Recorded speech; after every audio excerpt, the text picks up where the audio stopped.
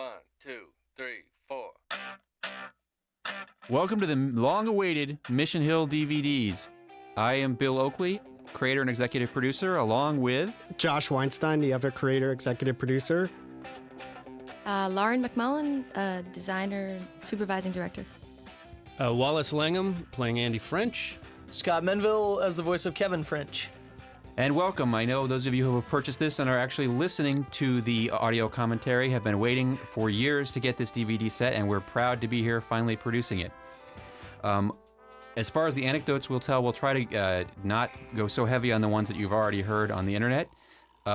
First, a little bit about how this show was invented. Josh and I were on The Simpsons for many years, and we noticed that basically on The Simpsons there were no characters between the ages of 12 and 25, except for like Otto, the school bus driver, and Jimbo, neither of whom were that entertaining. And our idea was to create an animated show filled with characters primarily of that age, including the high school age and the young adult age. It was also influenced a lot by the alternative comics that were very big in the 90s, or as big as they could possibly be, that were very realistic comics about people's everyday lives when they're 20s and teens. Specifically the work of Peter Bagg, who did Hate and the Buddy Bradley series, and Dan Klaus from 8-Ball. At the time, we assumed that millions and millions of people were reading those comics and that they would obviously gravitate to such a show. We later found out that at the height, they only sold about 1,000 copies apiece. So that may explain the low ratings. Spartacus of us wage slaves. Thanks. Always. Matt at the show? A little bit. Oh. I think he thought that it was his world. He doesn't own the world. Yeah, sure. Yeah, I'd love to. Hey, how about Saturday? My roommates and I are having a party. What happened was we created this show. We were working for Castle Rock, and we decided to pitch this show to the WB.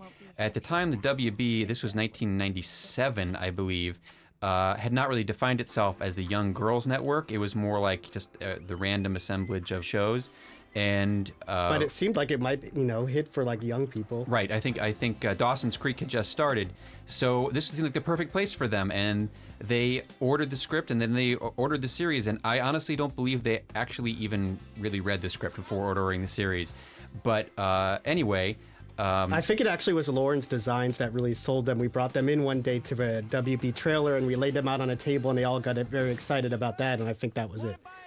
I remember someone commenting about being very into the footwear of characters and how he knew some kids himself who wore shoes like that. I think they just wanted an animated series of their own at that point, and it was all the vogue to have an animated series, as you'll recall. Ours was actually only the second. Ours was actually before the huge wave of shows like God, the Devil, and Bob, and so forth. It was already on and gone. That's actually, like, to interrupt, that's the first, isn't that the first, one of the first animated gay kisses? That was the first male gay kiss in the history of television. But it was animated, and it was also on this show and on the WB, so nobody noticed. There was a lot of focus on the later, I guess, live action one, but this was at the time quite groundbreaking. You guys were ahead of the curve for sure. Didn't GLAAD give Mission Hill an award at some point? We did. Yeah. We thought that was also going to be a big publicity thing when we were like the focus of the GLAAD awards that year, but it also didn't do any good. So we also won some award in some Italian festival. Yes, That's we're the best animated show for for all ages at some animation festival overseas. Molto bene. So, Lauren, tell us a little bit about the design process for the show. Well, you mentioned the comic book look to things, and that was certainly something where we tried to go for like a heavier inked line and actually a lot of use of black in the backgrounds, which until everybody got used to tracking the areas of black caused some trouble on the animation side and over in Korea. The color palette sort of came about initially from influence by the network. I think I had done some beautiful little marker designs of a very subdued industrial city palette, kind of Chester Brown-like, and they were like, we really like the designs, Lauren, but please, let's make the colors brighter. And so, We used the idea was to use the ultra bright. What are they called? the radiant the cell radiant paints. colors, and they don't really that color. A TV can't display those colors, so you see them like the blues and the neon. They're like the electric NASCAR style colors, and they only in the print stuff really appeared correct.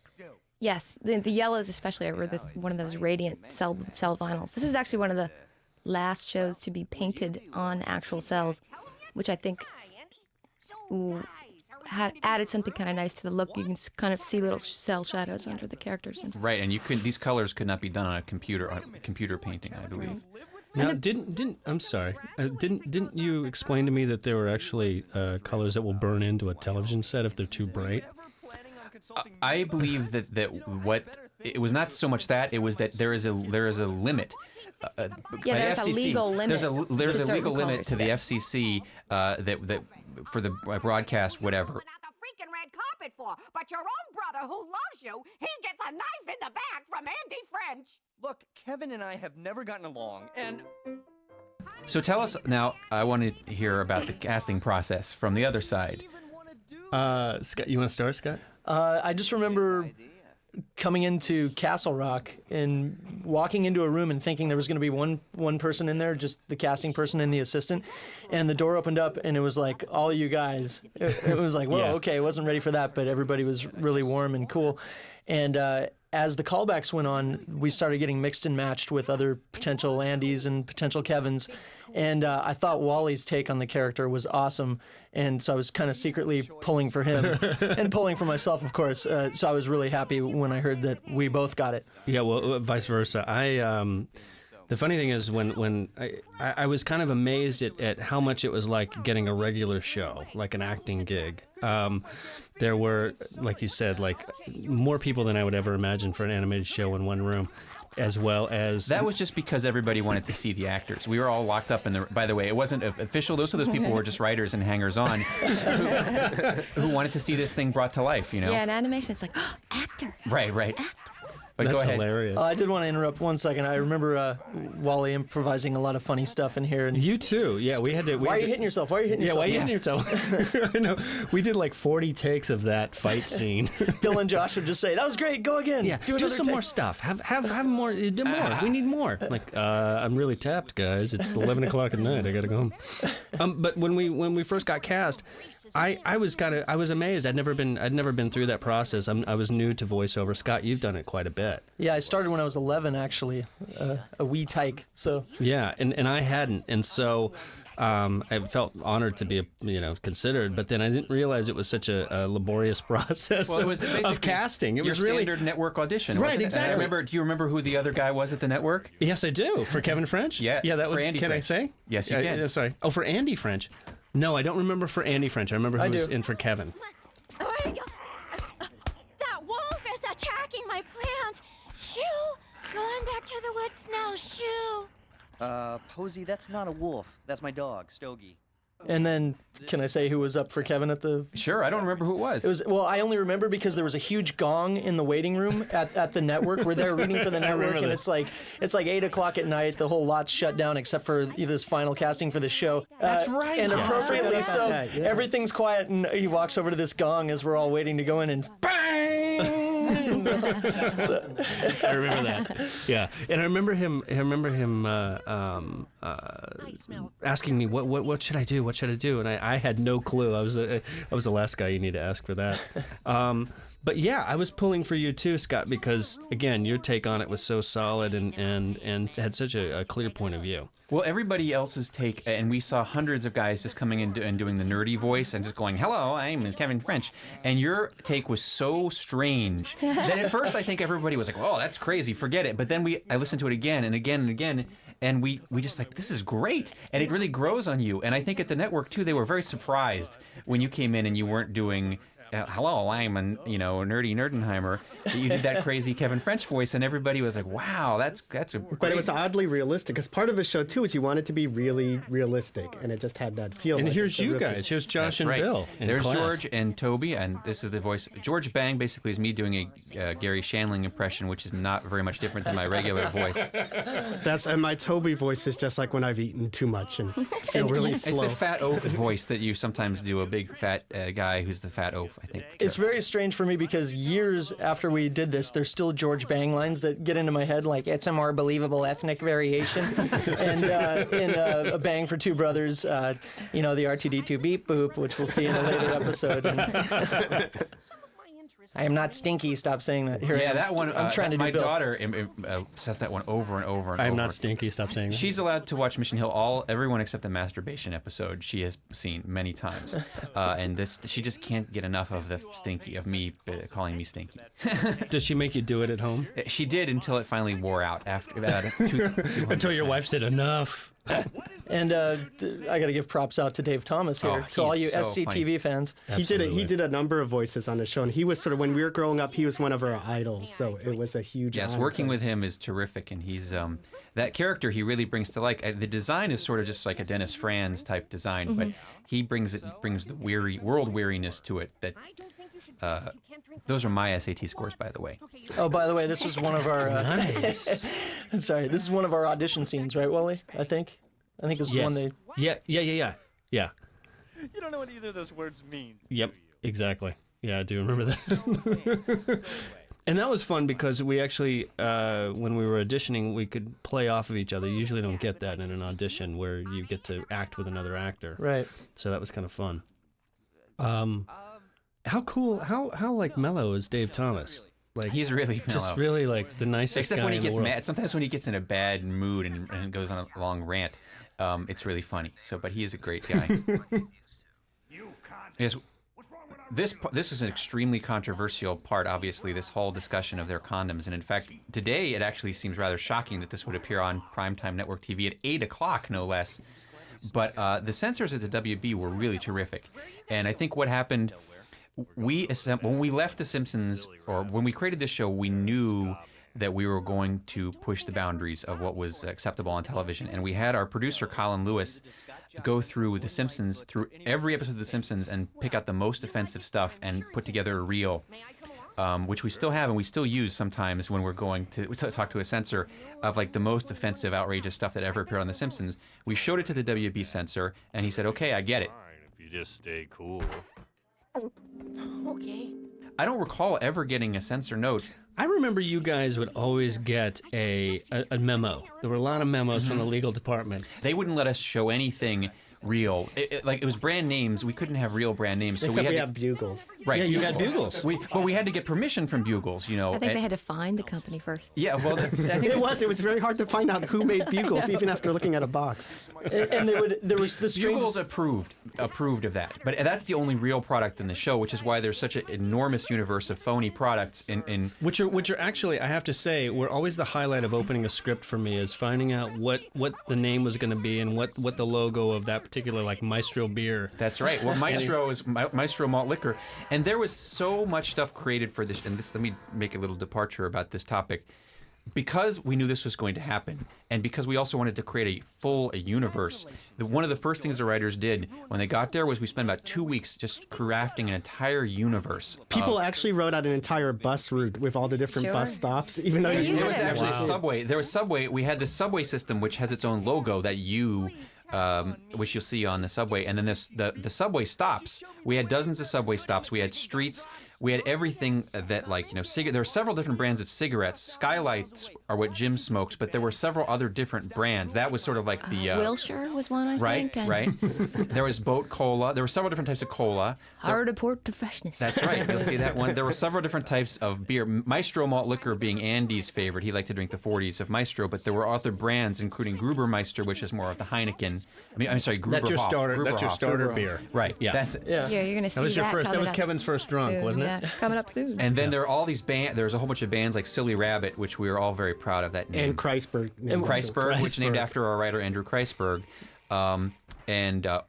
there were including their street maps, including this area, which the Mission Hill area basically was inspired by Wicker Park in Chicago, but also sort of, every city that's been around for 100 or 200 years has this kind of neighborhood. This former industrial area that's now been gentrified because it's low rent. Exactly. People can come in and it was still in the stages of pre-gentrification in the case of Mission Hill. Right. And we named the streets, like the Turpentine Street is the name of the street that Gus Lunch is on. And if the mugs we all got for Christmas that year had the address as 288 Turpentine Street. Right. The other streets were Barrel Street, and there were a couple other just like weird old words like Barrel and Turpentine that seemed like they were good street names. Now I have to jump in here that Jane Wiedlin did the voice of Gwen. She has the cutest voice. And I have the biggest crush on her voice and on Gwen. Who doesn't, man? Right? I know, Gwen. Oh, Gwen is the every Andy style guy's fantasy come true. Absolutely. And Andy really is a bad boyfriend.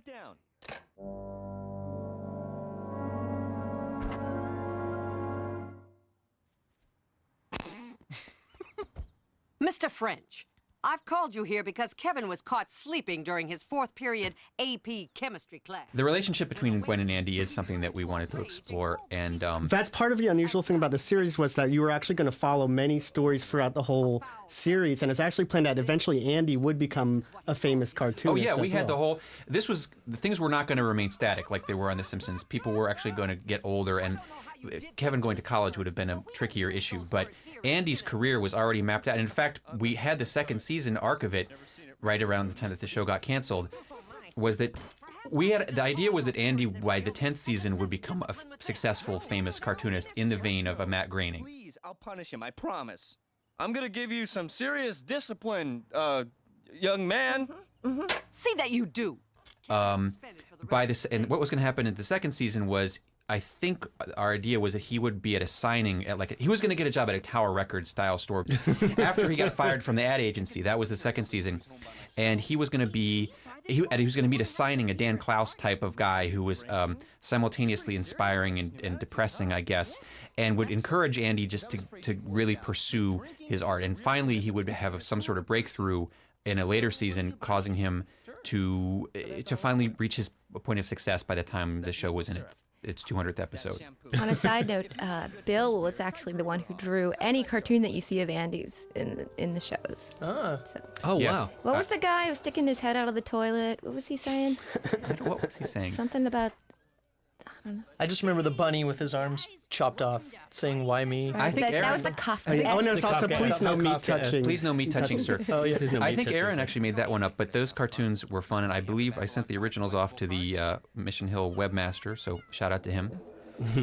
There goes the Gruberhoff. One of the things I love is just all the cool subtle signs, like Dave's occult bookstore, or earlier in Kevin's room we saw his, Table of Elements poster, the KV, Kevium. There's just so many cool subtle things that you really need to pause and check out throughout every episode. I always wanted to look for the fridge, because weren't the magnets arranged? Yeah, Andy You Suck was on the fridge, and there's also photos of, there's a like a photo booth thing of 4 photos with Andy's face, the first, that's right there, and then his naked butt on a couple of them.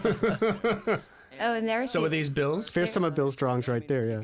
Lauren designed those. Tell us about Andy's animated TV series. I believe it featured some rats. It was hip, living in London. Swinging rats who lived in the subways like of Carnaby Sheila Street. And Nigel. It was a bad idea.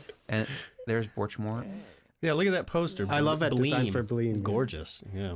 Yeah, I was always a big fan of Bill Elder from old Mad magazines, and I loved the way growing up that he would just pack the frame with all these little jokes in the background and stuff, and Bill and Josh sort of shared the same sensibility, and they would pitch out background designs. They would take background designs to give them to the writers, and they'd come up with lists of joke signs for the background. That was like a third of their job, was coming up with stuff for the background. I mean, and this stuff we did that on The Simpsons a lot, but I think the backgrounds here are even more complicated. And like the stores, we had, as Wally was mentioning, there were so many dozens of stores on that street, including the Lesbian Bakery, and there was, my favorite was Xeroxo Mexicano, which my wife made up, and she wrote all the Mexican Xerox signs.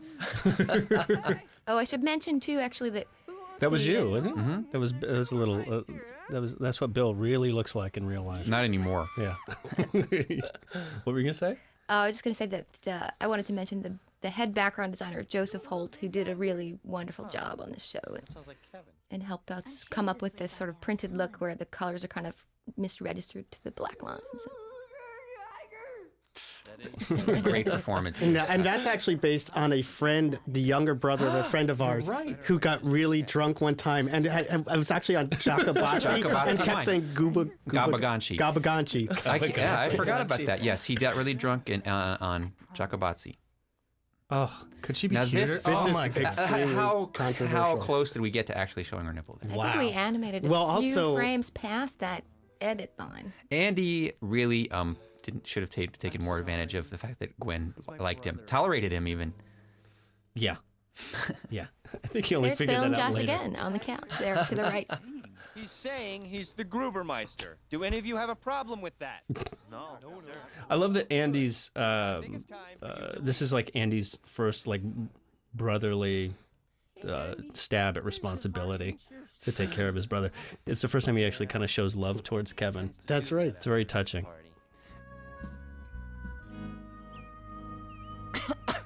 I'm sorry for being so pathetic.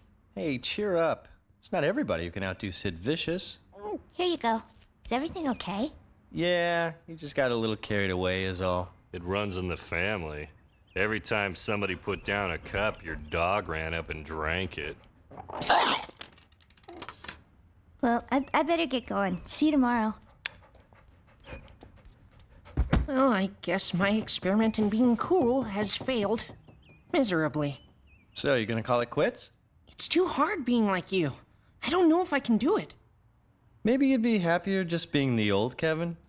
Well, it's certainly the All the visual gags with the dog crack me up, coughing up the bottle caps and cigarette butts. And later, I don't know if it's this episode or another, but Andy, I think he's talking about dignity and wipes a booger on the dog as the dog goes. The dog is also based on a dog, a friend of ours, who was a really crazy dog who got drunk. The dog's name was Stoli. The real dog's name was Stoli, and it looked just like that.